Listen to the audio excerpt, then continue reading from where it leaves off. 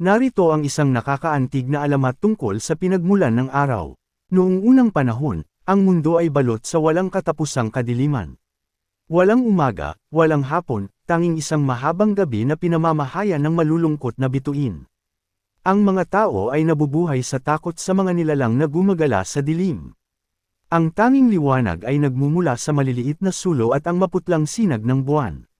Sa panahong ito, may dalawang magkapatid, si Araw, ang matapang na kuya, at si Bulan, ang mahiyain ngunit mapagmahal na nakababatang kapatid. Lumipas ang mga taon. Ang bawat henerasyon ay umaasa sa pagbabalik ng liwanag. Isang gabi, tinawag ni Araw at Bulan ang pinakamatandang pantas ng kanilang tribo. Sa ilalim ng malamig na liwanag ng buwan na nakita natin sa unang imahe, ibinahagi ng pantas ang isang lihim, may isang natatanging apoy na nakatago sa pinakamataas na tuktok ng bundok Kanlaon. Ang sinumang makakuha nito at makapag-alay ng pinakadalisay na sakripisyo ay makakapagbigay ng walang hanggang liwanag sa mundo.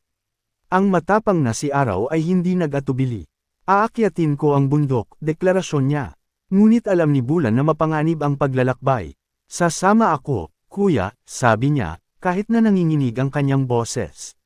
Nagsimula ang kanilang mapanganib na paglalakbay.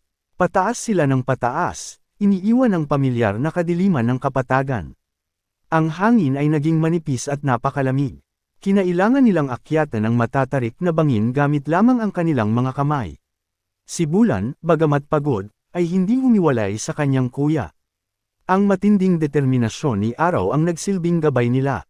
Sa huli, narating nila ang tuktok. Ngunit hindi ito isang ordinaryong tuktok ng bundok. Ito ay isang bulkan na naglalagablab. Sa gitna ng crater, nakita nila ang isang lumulutang na bowl ang apoy, ang pusong apoy na binabanggit sa propesya.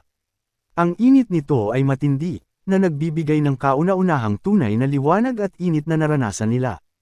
Matapos makuha ang pusong apoy, nalaman nila ang huling bahagi ng propesya. Ang apoy ay kailangang pagsamahin sa isang dalisay na kaluluwa upang maging isang walang hanggang liwanag. Hindi ito maaaring dalhin lamang pababa. Kailangan itong maging ang liwanag. Naintindihan ito ng magkapatid. Ako ang kuya, ako ang dapat mag-alay, sabi ni Araw, habang tinitingnan ang apoy na nakuha nila. Ngunit kailangan ko ang tulong mo, Bulan, upang gabayan ang aking liwanag. Naiiyak si Bulan, ngunit alam niyang ito lamang ang paraan upang iligtas ang kanilang mundo mula sa walang katapusang gabi. Sa pamamagitan ng isang ritual ng pagmamahal at sakripisyo, dahan-daang naglaho ang pisikal na katawan ni Araw at sumama sa pusong apoy. Si Bulan, gamit ang kanyang sariling natatanging enerhiya, ay tumulong sa pagpapakalat ng liwanag. Ang bowl ang apoy ay nagsimulang lumaki at tumaas. Ang sakripisyo ay natupad. Mula sa tuktok ng bundok Kanlaon, isang napakalakas at napakagandang liwanag ang sumabog sa kalangitan. Ang kadilimang naghari ng libu-libong taon ay biglang napawi. Ang bowl ang apoy, na ngayon ay tinatawag na Araw, bilang paggalang sa matapang na kapatid, ay sumikat sa silangan, nagbibigay ng init at buhay sa buong mundo. At si Bulan, ang kanyang malamig, pilak na liwanag ay naging buwan, na sumusunod sa kanyang kuya sa kalangitan, nagbibigay ng liwanag sa gabi kapag ang araw ay nagpapahinga. Ang mga tao sa ibaba, na dati ay nabubuhay sa takot, ay lumabas sa kanilang mga sulo at tumangala sa kalangitan sa unang pagkakataon ng may pagkamangha.